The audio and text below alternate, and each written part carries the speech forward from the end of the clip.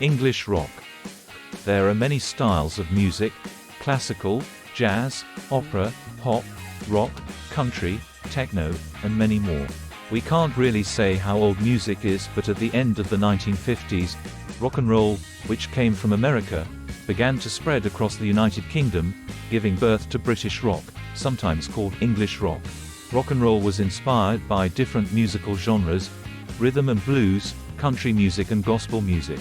Rock and roll is created with one or two electric guitars, an electric bass guitar, drums and a double bass.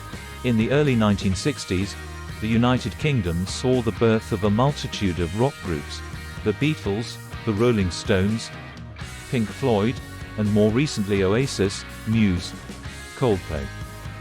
The Beatles are an English music group from Liverpool, England.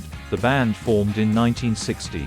It consists of 4 singers, musicians: John Lennon, Paul McCartney, George Harrison and Ringo Starr. The Beatles are considered to be the most famous and reputable band in rock history. One of the best Beatles songs is "Hello, Goodbye," which was written in 1967.